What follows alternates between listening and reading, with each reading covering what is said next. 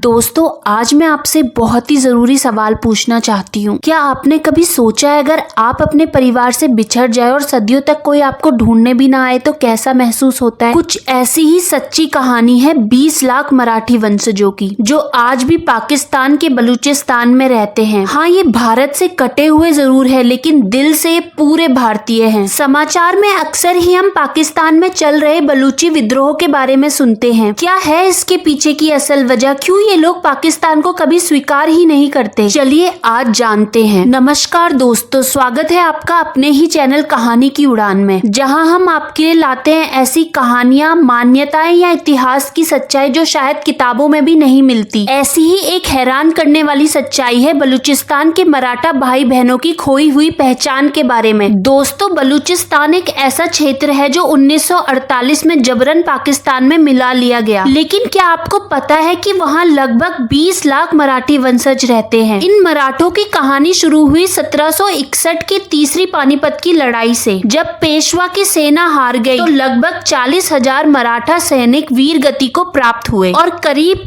22,000 युद्ध के कैदियों को मोहम्मद शाह अब्दाली अपने साथ अफगानिस्तान गुलाम बनाकर लेकर गया। बाद में उन्हें अफगानी सेना के साथ दिल्ली और मथुरा युद्ध करने के लिए भेज दिया गया। युद्ध के बाद जब इन्हें वापस से अफगानिस्तान लेकर जाया जा रहा था तो कुछ औरतों और बच्चों को पंजाब के सिखों ने आजाद किया। ये बात है 20 मार्च 1761 की। इसका जिक्र इतिहास में भी कई बार हुआ है। बाद में मोहम्मद शाह अब्दाली ने इन मराठा सैनिकों को बलूचिस्तान के सरदार मीर नासिर खान नूरी को सौंप दिया, क्योंकि इन मराठा सैनिकों ने 3 महीने से भरपेट खाना नहीं खाया था, जिसकी वजह से ये बहुत ज्यादा कमजोर हो गए थे और ये मोहम्मद शाह अब्दाली के अनुसार युद्ध करने में सक्षम नहीं थे, इसलिए वो उन्हें आगे नहीं ले जाना चाहता था। मीर नासिर खान नूरी ने इन्हें अलग अलग बलूच जातियों में बांट दिया ताकि मराठा एक साथ होकर विद्रोह न कर दे। और ये जातियां थी मीर, मजारी, राजस्थानी और गुरचानी। वहीं से शुरू हुई मराठों की एक खोई हुई दुनिया। समय और हालात की वजह से मराठा सैनिकों के वंशज मुस्लिम हैं, पर उन्हें आज भी अपने मराठा पूर्वजों पर गर्व होता है। शुरुआत में यहाँ 20 मराठा जातियां थी जिन्हें बुक्टी मराठा कहा जाता है, लेकिन आज के समय ये 3 वर्गों में बटे हुए हैं। पहले वर्ग में आते हैं कालपर, मसूरी, शंबाणी, नौथानी, फिरोजानी और रहेजा, जो लगभग 180 साल गुलाम रहे और जिनके साथ बहुत ज्यादा हिंसा हुई। लेकिन 1944 में नवाब अकबर खान बुक्टी ने इन्हें गुलामी से आजाद किया और समान अधिकार दिए। इनका मुख्य व्यवसाय ऊंट की देखभाल, खाना बनाना और लोहार का काम था। आज इनमें से कालपर, मसूरी और नौथानी की ही जनसंख्या बची है। दूसरा वर्ग आता है साहू मराठा समाज। माना जाता है कि इन्होंने अपना नाम छत्रपति साहू महाराज के नाम पर ही रखा है। इन्हें वहाँ की सरकार ने खेती का काम सौंपने के लिए ही भेजा था, जिसमें इन्होंने गेहूं बाजरे की बहुत अच्छी खेती की। और इनमें जातियां आती है गढ़वाणी, रंगवाणी, पेशवाणी, किलवाणी। माना जाता है कि पेशवाणी जाति इन्होंने पेशवा नाम के ऊपर ही रखा है। तीसरा वर्ग आता है दरुरग मराठा। माना जाता है कि इनकी हालत बाकी 2 वर्गों से बेहतर थी, क्योंकि ये हमेशा ही बुक्टी सरदार के साथ ही रहते थे। इन्हीं वर्गों ने आज भी वहाँ मराठी परंपरा को जिंदा रखा है। वे आज भी अपनी माँ को अम्मी नहीं आई कहते हैं। हर घर में शिवाजी महाराज की तस्वीर छुपाकर रखी जाती है ताकि पाकिस्तानी सेना से बचा जा सके। उनकी शादी, ब्याह, पहनावा, तीज त्योहार सब कुछ महाराष्ट्र के रीति रिवाजों के अनुसार होता है। जब भी टीवी या मोबाइल पर कोई हर हर महादेव चिल्लाता है तो उनकी आंखें आज भी नम होती है। पाकिस्तानी सरकार ने कई बार इन पर भारत के एजेंट होने का आरोप लगाया और कई बार बलूच आंदोलनों में इन मराठा युवकों को गुप्तचर कहकर टॉर्चर किया गया। अब बात करते हैं कि कैसे ये मराठा भाई गुलाम से स्वतंत्रता सेनानी बने और कैसे इन्होंने पाकिस्तान सरकार के नाक में दम कर रखा है। इन मराठों को शुरुआत से ही गुलाम बनाकर रखा गया। इनके राजनीतिक और आर्थिक अधिकारों का हनन किया गया, यहाँ तक कि इनकी सांस्कृतिक पहचान को भी दबाया गया। बलूचिस्तान में मानवाधिकारों की बात करना तो फिजूल ही है। आए दिन हत्याएं, महिलाओं का शोषण, उनका अपहरण तो आम सी बात हो गई है। लेकिन मराठों ने कभी हार नहीं मानी, यहाँ तक कि उनकी आने वाली पीढ़ियों ने भी बलूच पहचान के साथ अपने मराठी खून को जिंदा रखा। पाकिस्तान बनने के बाद जब बलूचिस्तान को जबरन शामिल किया गया, तब इन मराठी मूल के बलूचों ने स्वतंत्रता आंदोलनों का नेतृत्व किया। बलूचिस्तान में अब तक 4 बड़े स्वतंत्रता विद्रोह हो चुके हैं, जिसमें इसमें मुख्य भूमिका निभाई है BLA बलूच लिबरेशन आर्मी,